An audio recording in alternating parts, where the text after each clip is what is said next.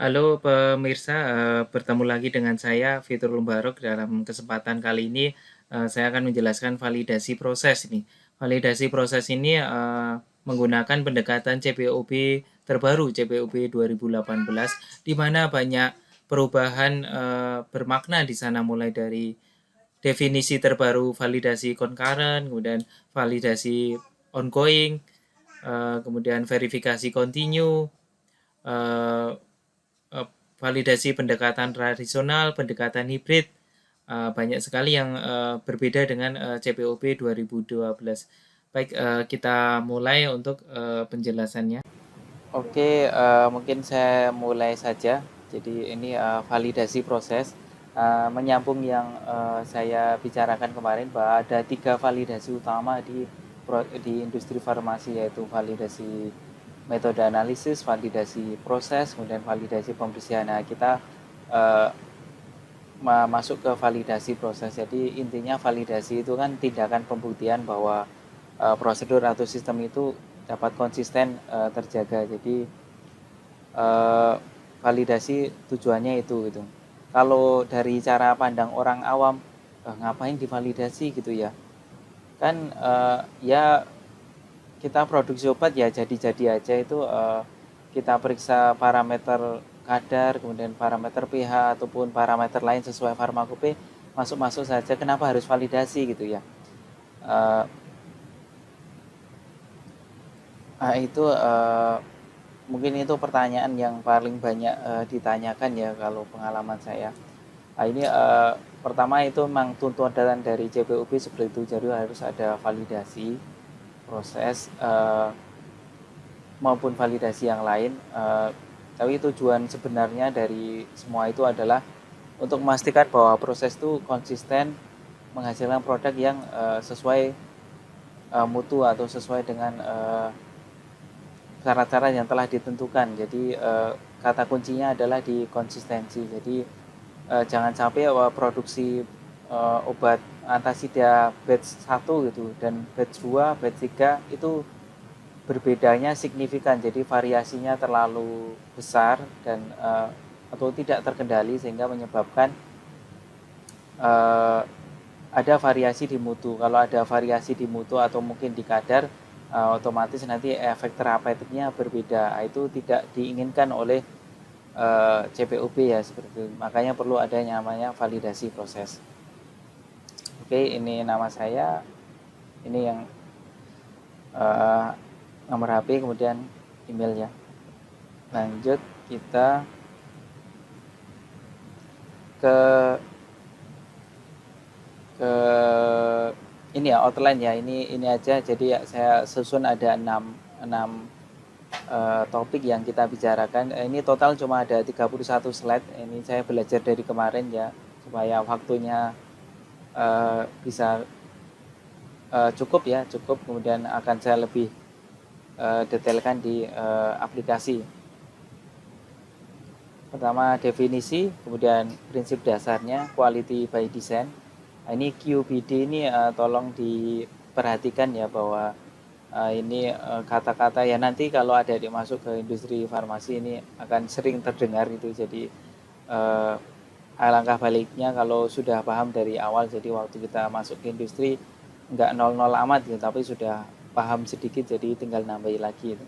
Dan pendekatan validasi proses menurut CPOB 2018, ya ini CPOB terbaru ya, ini banyak paradigma yang berubah di sini dibandingkan CPOB 2012. Nanti akan saya jelaskan apa sih perbedaannya, dan kita harus paham perbedaannya itu agar nanti kalau adik-adik masuk ke industri farmasi biar, langsung langsung sesuai gitu ya, nggak pakai tersesat terlebih dahulu gitu ya. Jangan kayak saya dulu gitu ya, saya pakai tersesat dulu baru, oh harusnya gini gitu ya. Ya karena nggak ada yang ngasih tahu juga gitu. Kemudian langkah-langkah melakukan validasi proses. Nah, ini langkahnya seperti apa sih? Gitu.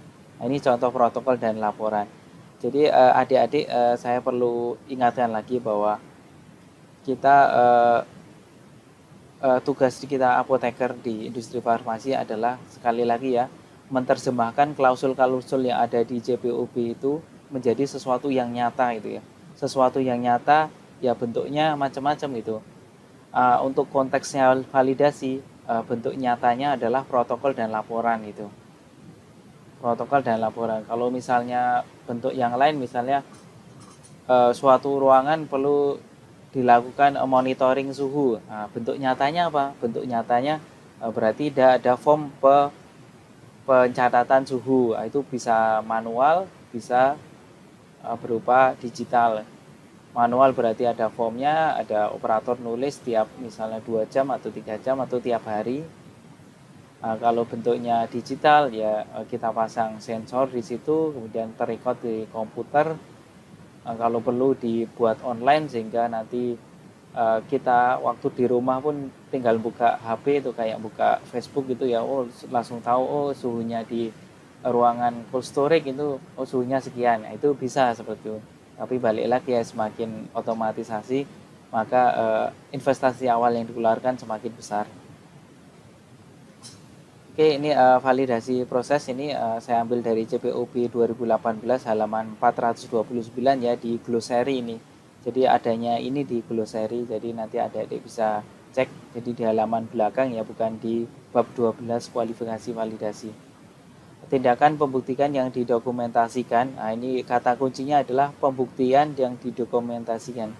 Ya, bukti kan berarti yang sesuatu yang bisa kita pegang ya, kita bisa lihat dengan mata itu. Jadi bukan katanya gitu ya. Dan didokumentasikan. Nah, dokumen ini tidak harus bentuknya kertas ya adik-adik ya, bisa berupa record atau video boleh gitu. Pertanyaannya, apakah validasi proses tidak menggunakan protokol berupa kertas dan laporan tidak kertas boleh nggak Pak? Oh ya boleh sekali ya, kalau misalnya ada aplikasi gitu ya, aplikasi di situ ada laporannya validasi proses, ya boleh saja seperti itu. Intinya adalah didokumentasikan proses yang dilaksanakan dalam batas parameter yang telah ditetapkan. Nah, ini parameter ini nanti kita akan jelaskan mengenai critical process parameter ya. Kemudian ada CQA juga, CQA critical quality attribute. Dapat secara efektif dan berulang menghasilkan produk yang memenuhi spesifikasi dan atribut mutu yang ditetapkan sebelumnya. Nah, ini katanya efektif dan berulang. Nah, ini efektif dan berulang ini harus diterjemahkan dalam angka itu. Nah, kalau kita tahu ada namanya statistical process control, di situ ada chart itu, apakah hasilnya itu konsisten atau naik turun atau di luar tren gitu, atau di luar parameter yang telah ditentukan. Nah, dikatakan efektif dan berulang ini harus diterjemahkan dalam metode statistik gitu. Jadi seperti itu ya adik-adik, kalau kita baca klausul CPOB itu harus dikupas satu-satu. Pembuktian itu maksudnya apa, didokumentasikan itu maksudnya apa. Jadi tadi sudah saya jelaskan bahwa cara membaca CPOB itu seperti itu ya.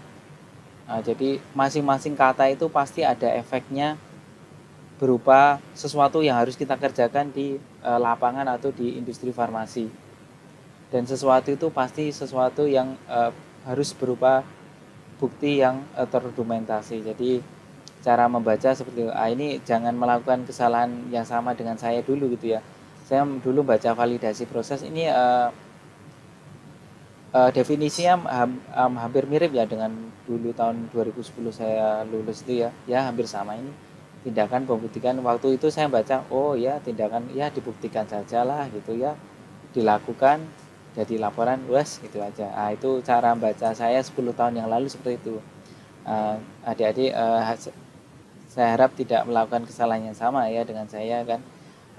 Karena saya udah jelaskan bagaimana cara memahami suatu klausul gitu ya di CPOB. Oke, ini validasi proses dilakukan jika ini syaratnya 4 ini harus terpenuhi dulu ya. Ini hampir sama dengan kemarin kita validasi pembersihan ya. Syarat validasi pembersihan ya validasi metode residunya ya harus sudah tervalidasi dulu. Bagaimana kita mau mengukur residu, kalau VMA residunya aja nggak valid, berarti hasil validasi pembersihannya nggak valid dong. Ya sama dengan ini. Jadi kalibrasi peralatan telah dilakukan pada line produksi tersebut dan hasilnya memenuhi syarat. Jadi semua peralatan yang ada di line produksi itu mulai dari misalnya manometer itu atau magnetic. Nanti adik-adik bisa googling ya, manometer magnetic itu bentuknya apa sih gitu ya. Itu suatu alat yang menunjukkan tekanan gitu ya, makin ke arah kanan tekanan makin tinggi. Itu biasanya dipasang di ruangan di ruangan untuk melihat perbedaan tekanan antar ruangan. Kemudian mungkin di mixer gitu ya, mixer ada suhu suhu. Nah, itu suhunya, alat pengatur suhunya harus terkalibrasi dulu, atau alat pengukur suhunya harus terkalibrasi dulu. Nah, ini bisa dalam satu line tuh bisa jumlahnya puluhan ya alat-alat yang telah dikalibrasi ya. Nah, itu jangan sampai terlewat satu pun itu, terutama alat-alat yang penting. Mohon maaf ya, ini bentar, saya ada anak saya nangis, bentar ya. Oke, sudah namanya. Oke. Kemudian kualifikasi peralatan KD, KI, KO, KK ini telah dilakukan pada line produksi tersebut dan hasilnya memenuhi syarat gitu ya. Jadi percuma aja kita melakukan validasi proses tapi ini peralatan ini tidak terkualifikasi ya, sama juga. Ini mungkin pertanyaan keduanya adalah apa sih Pak perbedaan kalibrasi atau kualifikasi?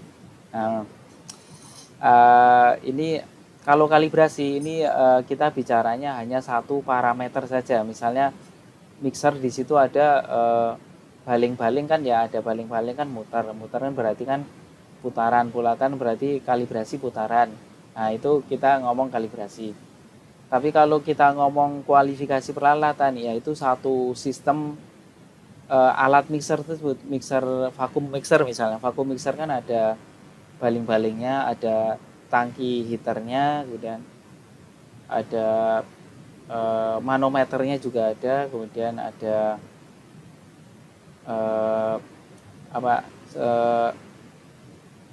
apa itu namanya, side glassnya ada gitu ya. Jadi itu satu peralatan itu. Jadi kalau kita ngomongin kalibrasi ya kita ngomongin satu alat satu fungsi gitu aja, kayak tadi mixer ya yang hanya mutar doang gitu ya. Tapi kalau kualifikasi peralatan ya kita ngomong satu sistem itu bekerja berbarengan gitu ya, jadi itu dikualifikasi. Ya persis kayak misalnya kita punya sepeda motor ya. Nah, kalau kita ngomongin kalibrasi berarti ya kita ngomongin misalnya roda itu berputar udah gitu aja. Nah, itu kita ngomongin kalibrasi. Tapi kalau mau ngomongin kualifikasi ya berarti sepeda motor tersebut dinyalakan, dijalankan, digas gitu ya, masukin gigi. Kecepatannya sampai berapa sih? Misalnya syaratnya kecepatan minimal 50. Kita bisa sampai 60 jalan, kemudian memenuhi syarat 60 aman, ya berarti sudah terkualifikasi gitu ya. Jadi seperti itu adik-adik memahami apa sih bedanya kalibrasi dengan kualifikasi. Cuma kualifikasi ini ada 4 ya, KD, KI, KO, KK. Nah, ini mungkin kalau ada kesempatan yang lain ya bisa, atau mungkin kalau ada pertanyaan baru nanti saya jelaskan ini ya, karena kalau mau jelasin kualifikasi ini bisa 2 SK sendiri itu terpisah ya dari ini ya. Oke, kemudian validasi metode analisis telah dilakukan untuk pengujian parameter untuk produk tersebut dan hasilnya ya harus memenuhi syarat ya. Misalnya kita validasi antalgin gitu ya, metode pengujian kadarnya antalgin ya harus sudah tervalidasi dulu gitu. Baru kita melakukan validasi proses. Nah, nanti kalau sudah kita validasi proses tetapi VMA kadarnya tidak masuk syarat, terus bagaimana kita tahu bahwa hasilnya tadi valid itu? Personil yang melakukan validasi proses ya telah terkualifikasi. Ya, ini semuanya harus ada buktinya ya, personil itu telah kualifikasi itu ada. Jadi kalau di perusahaan saya itu ada listnya, itu dia sudah melakukan pelatihan apa saja, induksinya mana aja, dan semuanya terkumpul di satu file gitu ya di bagian HRD.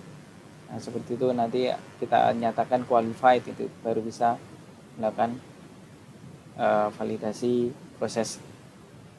Oke, ini balik lagi ya, mana kalibrasi, mana kualifikasi. Ini yang saya katakan tadi, ini vacuum mixer, homogenizer ini untuk pembuatan krim ya. Nah, seperti ini. Ini ya, misalnya ini mixer ya, ini ada baling-baling ya. Kalau kita ngomongin baling-baling putaran ya, berarti kita ngomongin kalibrasi doang. Tapi kalau kita ngomongin satu set ini, mulai dari water tank, main tank, oil tank, itu kita ngomongin kualifikasi gitu ya. Karena sistem ini bekerja saling sinergi ya, dan saling berhubungan itu. Tapi kalau kita ngomongin kalibrasi cuma ngomongin satu alat dan tidak ada hubungannya dengan yang lain itu.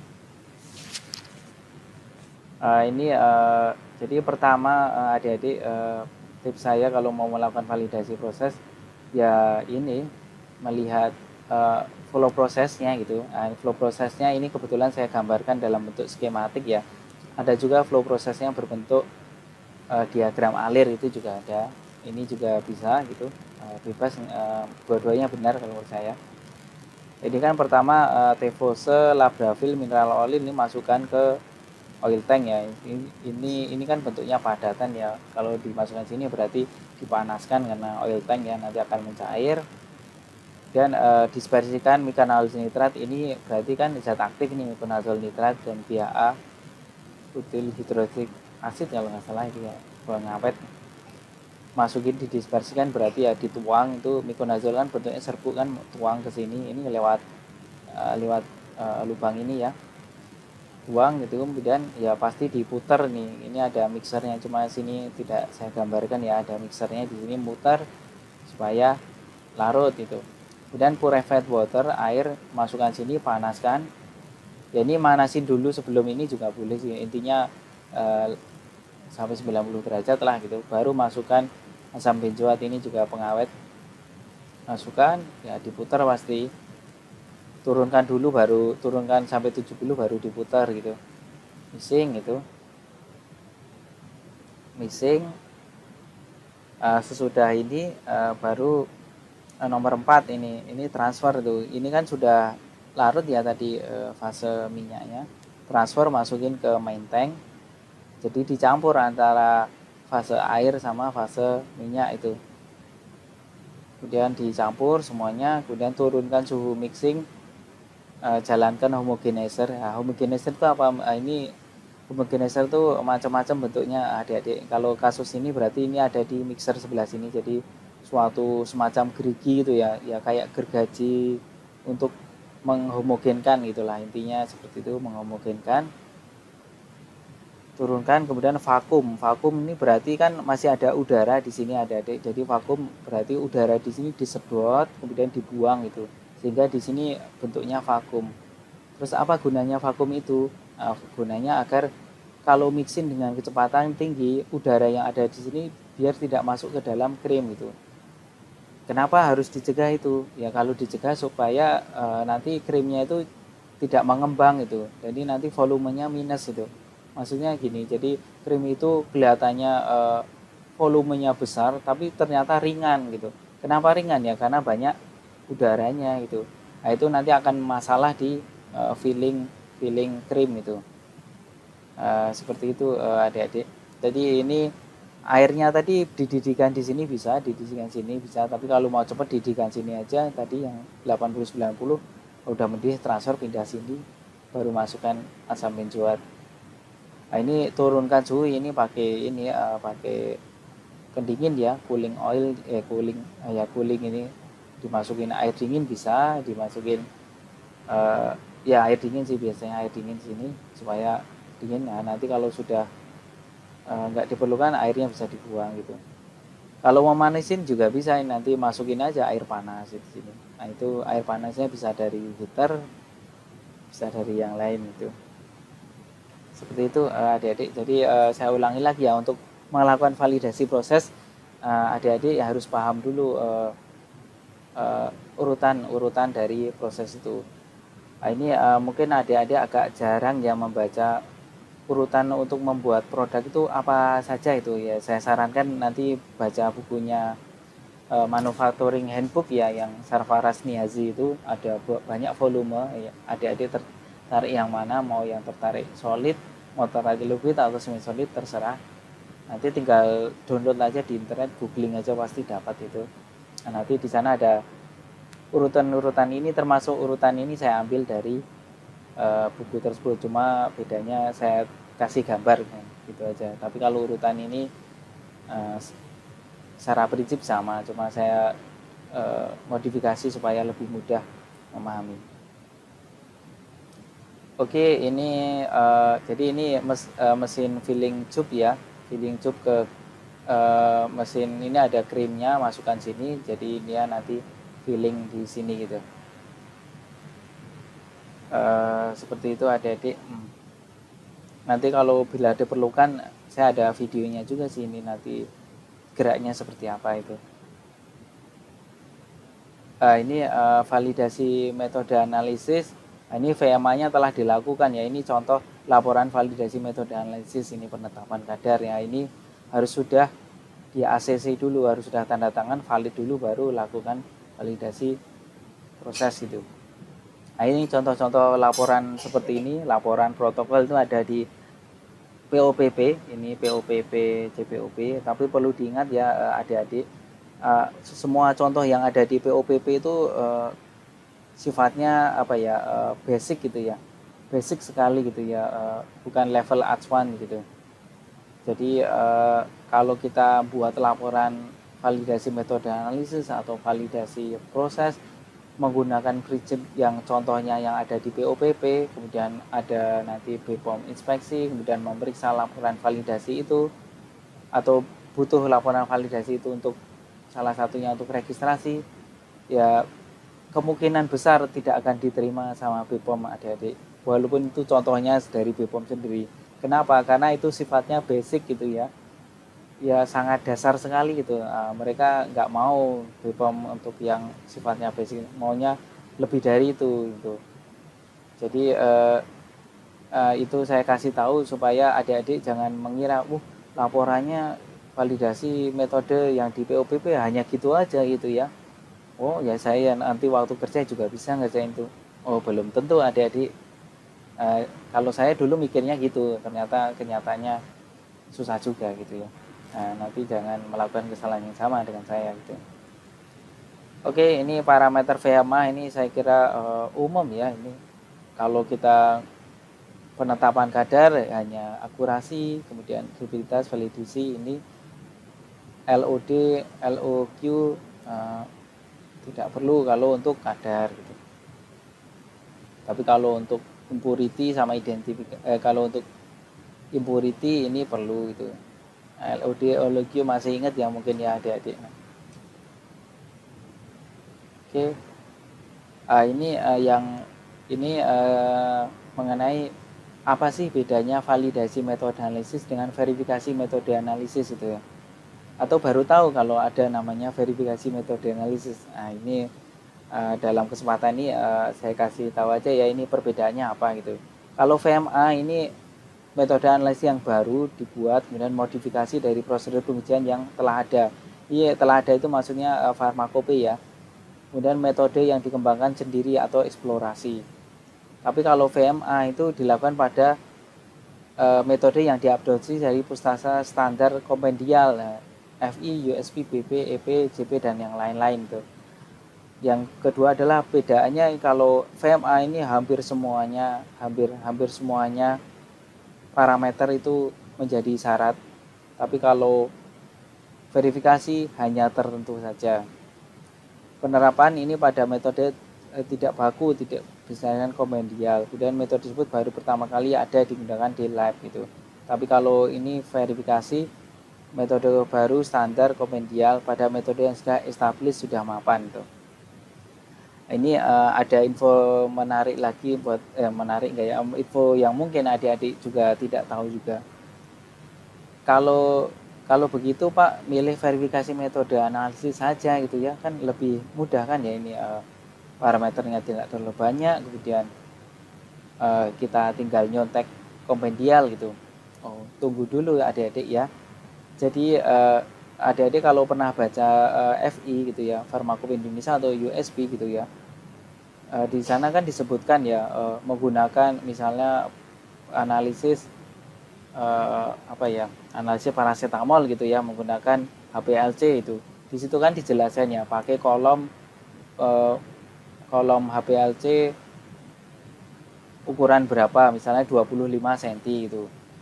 Kemudian menggunakan fase gerak asetonitril gitu ya, asetonitril, kemudian menggunakan baku pembanding Fi5 gitu. Pertanyaan saya sih mudah sekali sih. Apa iya kita waktu kerja di lab itu selalu menggunakan HPLC dengan kolom 25 gitu? Pertanyaan pertama. Karena saya kasih tahu aja adik-adik, di pasaran itu lebih banyak kolom HPLC 15 cm itu. Dan itu lebih murah, lebih cepat lagi, lebih cepat analisanya dibandingkan 25 gitu. Dan yang kedua adalah apakah benar nanti baku pembanding itu berasal dari FI itu. Ya saya kasih tahu aja adik-adik, kalau kita beli baku pembanding FI itu ke Badan POM atau mungkin ke Kemenkes, mungkin beli sekarang itu baru datang 6 bulan kemudian. Itu pun nggak ada kepastiannya datangnya kapan juga itu. Seperti itu. Jadi akan lebih mudah kita bagi baku pembanding yang disediakan oleh selain dari ini FI atau apa itu. Kemudian menggunakan misalnya asetonitril grade sekian gitu. Apa iya asetonitril itu yang disebutkan di FI itu ada di pasaran? Belum tentu itu. Makanya adik-adik, karena banyak alasan tersebut, makanya industri farmasi itu banyaknya jatuhnya di VMA itu. Jadi kalau VMA ini mungkin adik-adik sering dengar ya di kuliah ataupun di apa ya, di buku itu kok yang diomongin ini VMA terus, kok jarang ngomongin validasi. Ya karena yang dalam kenyataan real lapangan kita lakukannya seringnya VMA, bukan verifikasi metode, bukan verifikasi gitu ya. Itu penyebabnya adik-adik. Dan perlu saya baru tahu hal kayak gini setelah 3 tahun kerja baru ngerti gitu, Mbak. Karena dulu nggak ada yang ngasih tahu. Jadi karena adik-adik sudah dikasih tahu, semoga nanti nggak tersesat kayak saya dulu gitu ya.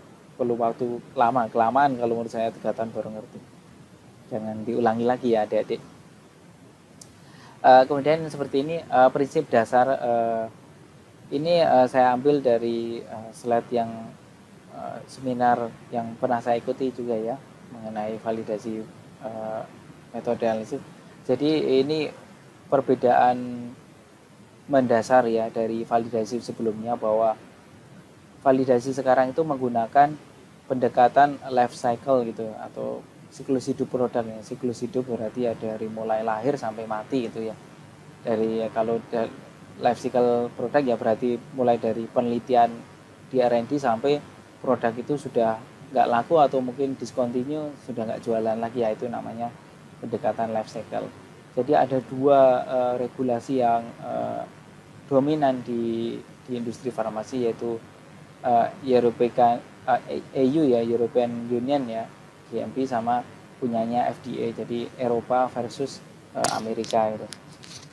Kalau ini ada banyak persamaannya, jadi adik-adik nggak perlu bingung. Jadi antara Amerika sama Eropa ini juga banyak persamaan, tapi kalau CPOB kita, CPOB 2018 itu lebih banyak condongnya ke EU ya, ke GMP-nya Eropa. Nah ini contohnya CPOB kan lebih banyak ke EU ya. Jadi ada stake 1 sampai stake 3. Stake pertama itu identify source of variability, kemudian control of variability, dan monitoring variability remain in control gitu. Atau sebutan lainnya continuous process verification atau ongoing process verification. Ini kalau bahasanya CPOB ongoing process verification atau verifikasi ongoing, itu ada kata-kata tersebut di CPOB. Seperti itu. Untuk pembahasan kita kali ini tentu saya akan refernya ke CPOB. Jadi saya akan menggunakan istilah-istilah yang CPOB, seperti pendekatan validasi tradisional, pendekatan verifikasi proses ongoing. Tapi kalau adik-adik nanti misalnya kerja ya di Amerika sana itu pasti pakainya istilah ini, atau mungkin adik-adik bekerjanya di industri farmasi yang misalnya dari Amerika kayak Pfizer gitu misalnya. Nah, itu dia mungkin akan menggunakan istilah-istilah ini ya. Walaupun itu mereka adopnya Eropa gitu ya, sorry Eropanya Amerika gitu istilah-istilahnya, tapi saya kira nggak apa-apa juga walaupun nggak refer ke CPOB itu, karena ya dua hal ini sebenarnya juga mirip saja gitu, mirip. Kalau di Amerika atau FDA dia ngomongnya proses qualification untuk traditional approach, tapi kalau untuk step 3 dia ngomongnya CPV ya, continuous process verification. Tapi kalau uh, Eropa ngomongnya ongoing. Seperti itu adik-adik. Sampai sini kira-kira ada yang ditanyakan? Mohon izin dulu ya, saya minum dulu ini.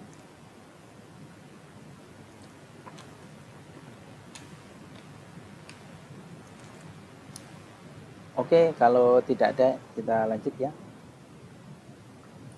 Ini proses validation. Ini ada step 1, step 2. Jadi pertama itu intinya desain lah gitu ya. Kita mendesain obat itu ditentukan dulu targetnya apa obat itu. Targetnya misalnya beratnya ini 500 gram, nah itu target itu.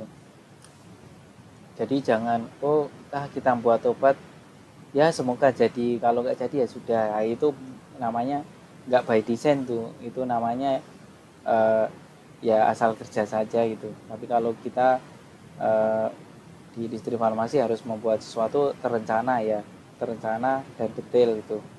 Karena kita sudah rencanakan dan detail aja belum tentu berhasil, apalagi nggak direncanakan gitu ya. Ya kayak kita adik-adik waktu kuliah ya sama juga kan, dengan mungkin sama juga dengan saya ya. Kita udah persiapkan matang-matang mau ujian bulan depan, itu kita udah belajar tiap hari gitu. Kita udah bikin rencana detail dan kita disiplin. Hari H kita ujian kok nggak bisa juga gitu. Terus tiga hari atau 4 hari kemudian kok dapatnya C ya gitu ya. Kalau saya sih udah biasa kayak gitu ya. Jadi dengan itu saya berpikir bahwa sesuatu yang sudah direncanakan saja gagal, apalagi nggak direncanakan tambah gagal tuh. Atau seperti teman saya, sudah sama-sama gagal ya mendingan daripada habis energi untuk belajar, ya mendingan nggak usah belajar, sama-sama gagal gitu. Nah, ada juga yang cara berpikirnya gitu, tapi ya terserah lah gitu mau milih yang mana. Oke, kita lanjut ke step kedua, proses qualification. Jadi desain fasilitas dan kualifikasi. Jadi sistem ini di dalam line produksi harus sudah kualifikasi ya. Kemudian lakukan proses performance qualification. Nah, ini lakukan validasi proses. Wah, ini mungkin banyak sekali ya penjabarannya, tapi intinya adalah, inti dari semua kata ini adalah produk sudah dibuat kan, sudah divalidasi, ya kita monitoring terus itu batch bukan ya, produk tersebut. Misalnya dalam 1 tahun kita produksi 100 batch ya 100 batch itu kita ambil sampel sesuai dengan kaidah ilmiah statistik gitu ya. Kita ambil sampel semuanya, parameter-parameter yang ada kita kolek semuanya, kemudian dianalisis menggunakan statistik, dihitung kapabilitas prosesnya, dihitung statistikas proses kontrolnya. Itu biasanya kita pakai program statistik namanya Minitab. Itu hampir pasti dipakai di industri farmasi, pakai Minitab gitu ya. Nah, itu continuous process verification ini bentuknya berupa PQR ya, pharmaceutical quality review gitu ya. Kalau adik mungkin taunya APR ya, annual product review atau review produk tahunan itu. Ya hampir mirip dengan PQR. Cuma PQR itu lebih advance lagi, lebih strict lagi, karena PQR itu tidak harus nunggu 1 tahun gitu ya. Tapi kalau APR kan harus nunggu 1 tahun. Namanya juga annual ya, pasti nunggu setahun.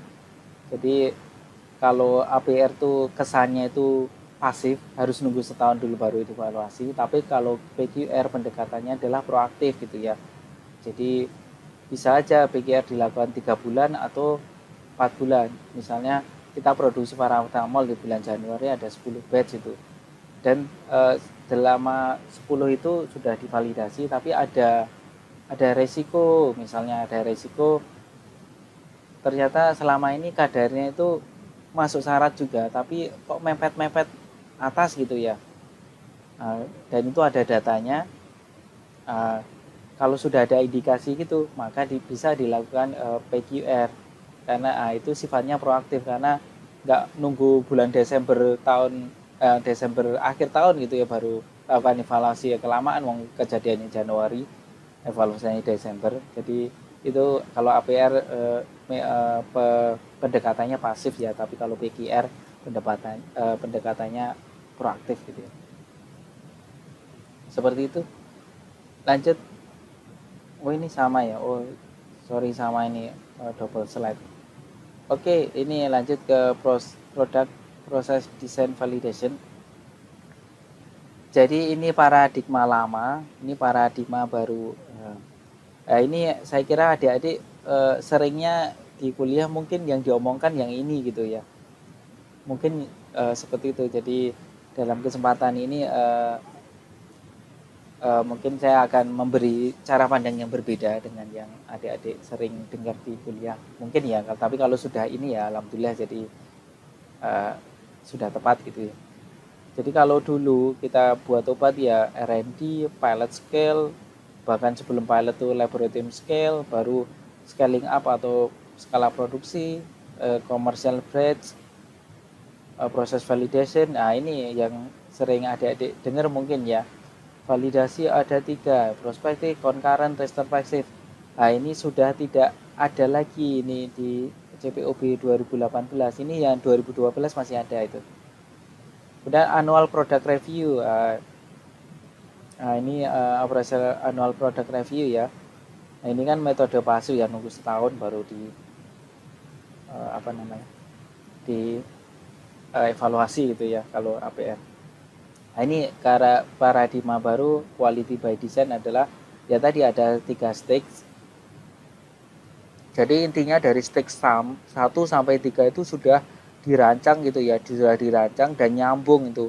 Kalau di sini ditetapkan berat tablet itu 500 mg, ya berarti di stage 2 itu dia menjadi parameter yang sangat penting juga itu.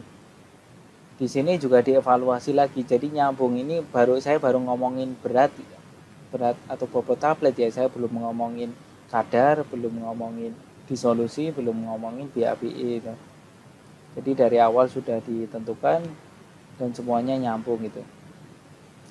Kemudian bisa menggunakan PAT. Ini PAT itu tidak wajib ya. PAT ini proses analisa teknologi. Jadi gambarannya seperti ini adik-adik. Jadi kita mixing obat paracetamol dengan amilo misalnya, di mixer gitu ya.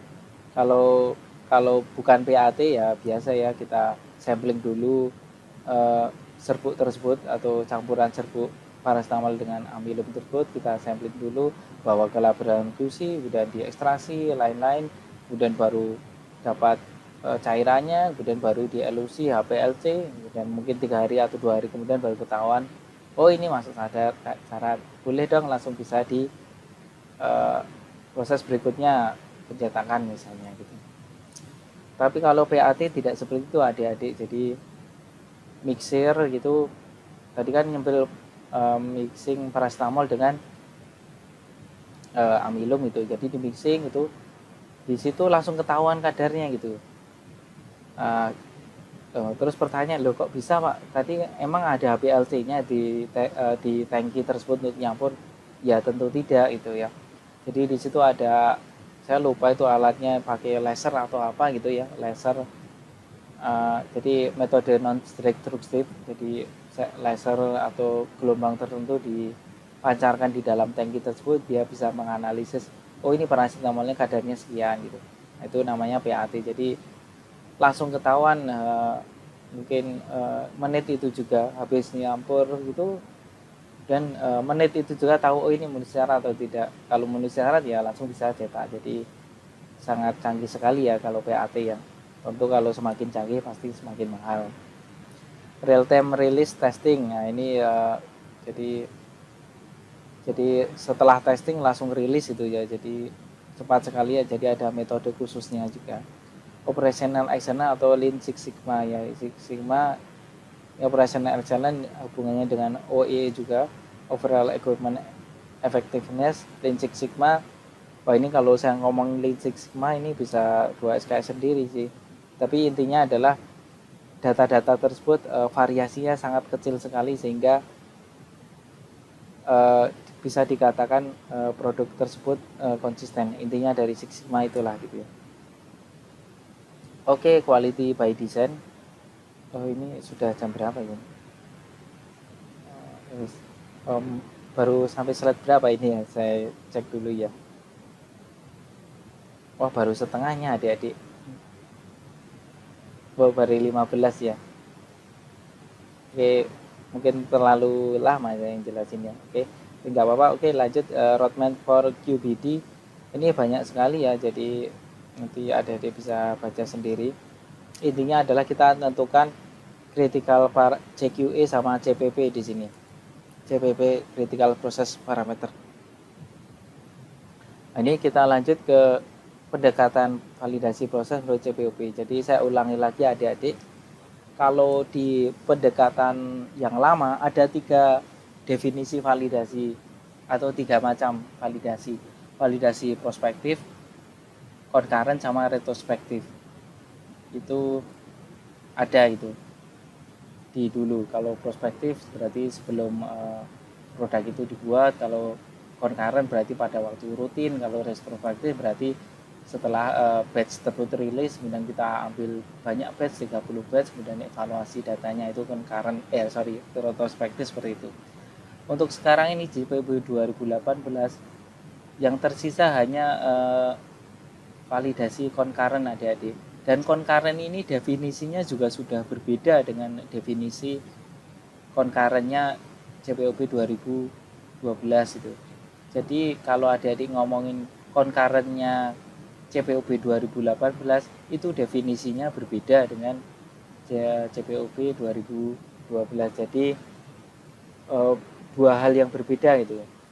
Nah ini banyak yang tertukar ini, yang nggak paham. Oh concurrent tuh dilakukan waktu rutin gitu. Ya itu dulu itu, tapi sekarang itu definisi atau paradigmanya berubah itu. Nanti akan kita jelaskan. Dan validasi proses tradisional, verifikasi proses kontinu, kemudian pendekatan hibrida. Nah ini saya ambil kata-kata ini adik-adik, ini semuanya ada di CPOB. Jadi saya ulangi lagi ya, ini ada 4 ini. Jadi saya tidak menjelaskan macam-macam validasi ya di sini, karena di CPOB juga sudah tidak dijelaskan lagi gitu. Dia cuma ngomong satu jenis validasi, tapi pendekatannya bisa macam-macam gitu. Itu makanya di bab 12 ini banyak sekali perubahan, salah satunya yang seperti ini. Jadi kalau adik-adik ditanya sebutkan macam-macam validasi proses di industri farmasi gitu, kalau adik-adik jawab ada 3 pak, prospektif, concurrent, validasi gitu ya.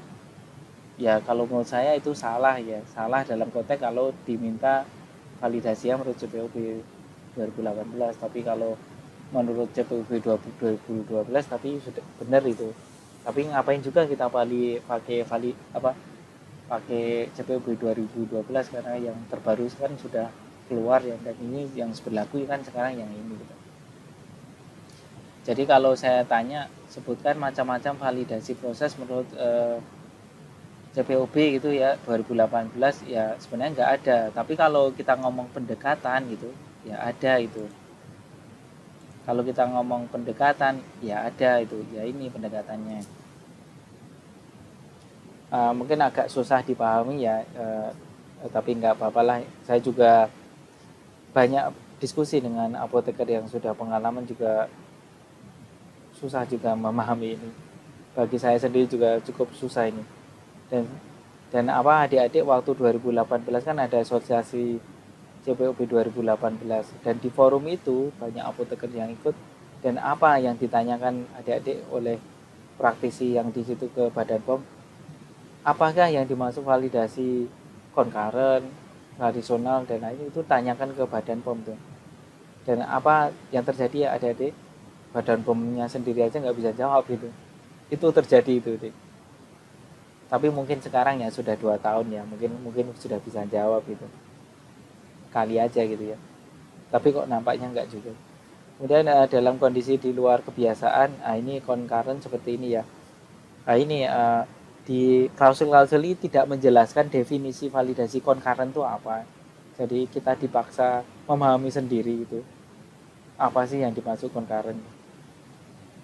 Jadi concurrent itu dilakukan kalau ada rasio manfaat dan risiko yang besar bagi pasien ya. Dimungkinkan untuk tidak menyelesaikan program validasi sebelum produksi rutin dilaksanakan, maka validasi concurrent dapat digunakan. Ini saya juga sudah baca berkali-kali, ini maksudnya apa, ini saya juga nggak paham secara detail gitu ya. Tapi kalau yang saya bisa tangkap adalah ya validasi dapat dilakukan kalau produk itu kita lihat ada benefitnya lebih tinggi daripada resikonya ya, itu kita lakukan. Contohnya apa? Contohnya misalnya tadi ya, kita ada trennya kadar selama bulan Januari kok mepet bawah terus gitu ya, kan kadar paracetamol 90 sampai 110 misalnya, kok selama Januari ini kok mepet 90 gitu misalnya, kok 92 93 gitu. Dulu tahun lalu sekitar 99 terus gitu, kok sekarang 92 93 walaupun masih salah, tapi kan itu sudah warning ya. Nah itu kita melihat, oh ini ada resiko yang besar nih, makanya perlu kita validasi ulang aja, barangkali ada parameter-parameter di situ yang berubah dan kita tidak tahu itu, makanya kita validasi. Nah itu sebutannya validasi concurrent untuk CPOB 2018. Seperti itu adik-adik, ini klausul 1251 nanti bisa dibaca sendiri juga. Dari ketiga validasi proses lama, prospektif, concurrent, dan retrospektif, hanya validasi concurrent yang ada masih ada di CPOB, tapi definisi sama paradigmanya berbeda. Jadi istilahnya sama, tapi sebenarnya itu merujuk pada definisi yang berbeda. Jadi adik-adik jangan tersesat ya, oh validasi concurrent masih ada Pak di CPOB 2014. Ya benar masih ada, tapi definisinya udah berubah gitu. Seperti itu. Kalau saya boleh usul ke BPOM, namanya bukan concurrent lagi, sekalian saja lah ganti nama gitu, biar nggak bingungkan gitu. Kalau saya boleh usul gitu, jadi nggak usah pakai concurrent lagi, pakai istilah baru apa gitu. Jadi kita bisa lupakan itu CPOB 2012, kita pakai definisi yang baru, ganti baru gitu. Tapi namanya juga sudah diundang-undangkan ya, udah ngikuti saja. Kemudian validasi concurrent ini kalau definisinya 2012 ini ya, validasi yang dilakukan pada saat pembuatan produk untuk dijual gitu. Persyaratan validasi concurrent antara lain kondisi khusus, dimungkinkan tidak menyelesaikan program validasi sebelum produksi rutin dilaksanakan, misal produk yang ditransfer ke pihak toll manufacturer. Nah, ini definisi ini sudah agak kita pakai lagi ya adik-adik. Jadi sudah kita agak pakai lagi ya. Jadi kalau ini cukup diketahui saja, tapi kalau ditanya validasi concurrent apa itu, jangan jawab ini gitu ya, ini udah usang. Oke, lanjut.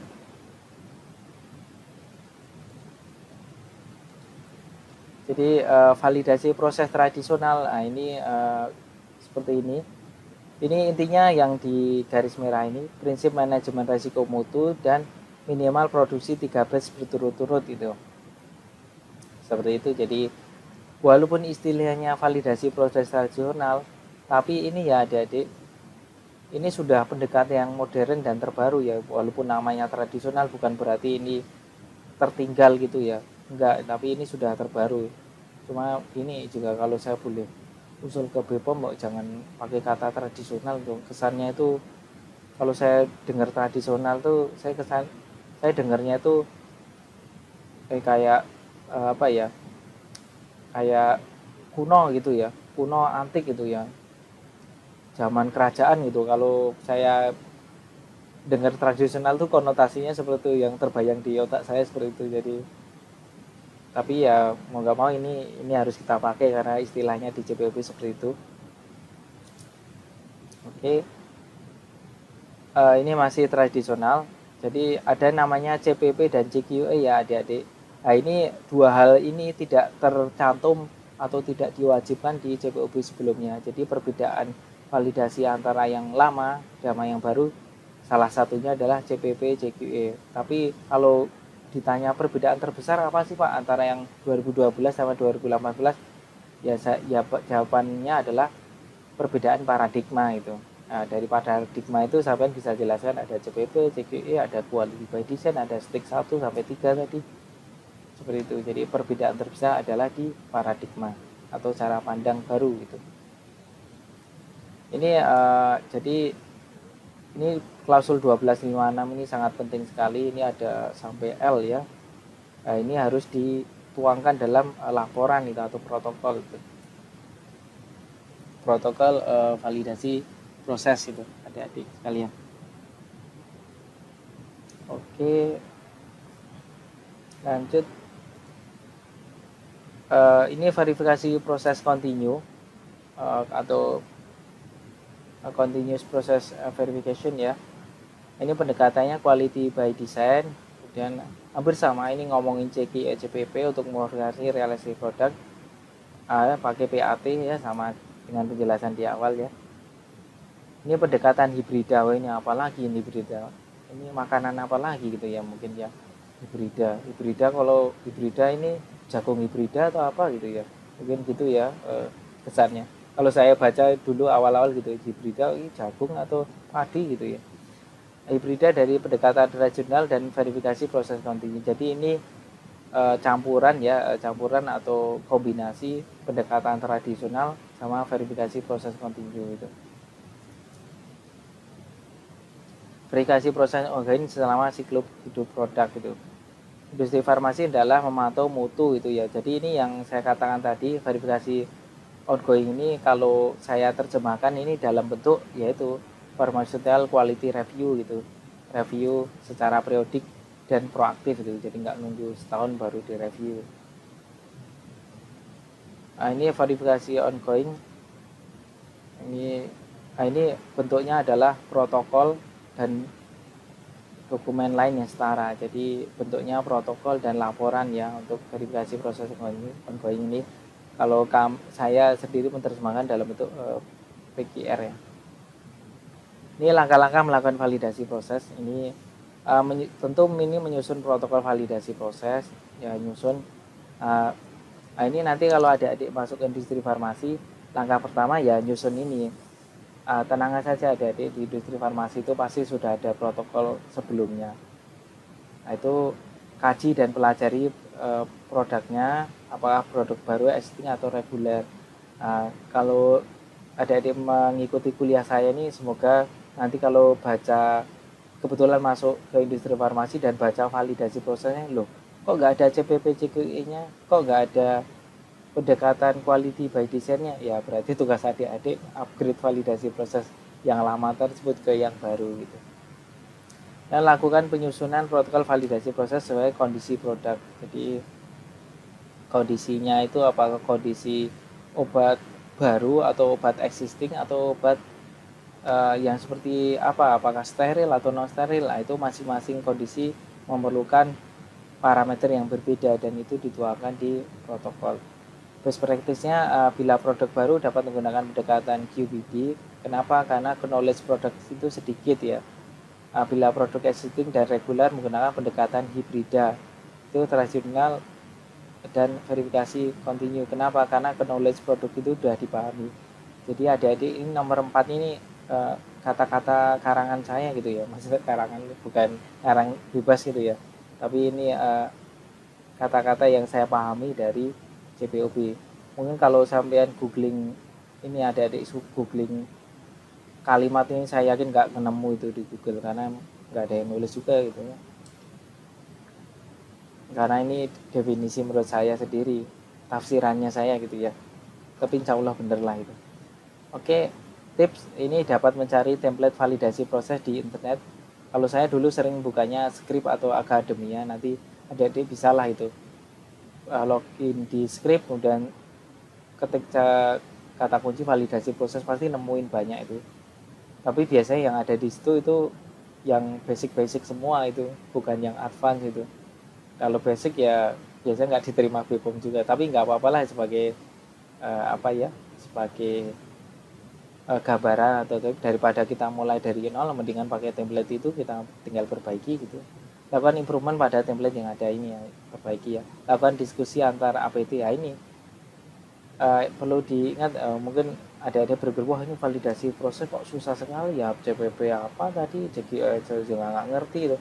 Nah, tenang saja adik-adik, nanti sampean kerja di industri itu nggak sendiri kok, ada teman-teman yang lain tuh yang nanti bisa saling diskusi ya. Berharap aja tim sampean tuh tim yang pinter-pinter dan solid tuh, bukan eh, tim yang saling saling jaga nih gitu ya, kemudian lempar masalah ke sana. Wah itu kalau dapat tim gitu, wah susah itu, habis energi kita untuk berdebat gitu, atau marah-marahan nanti.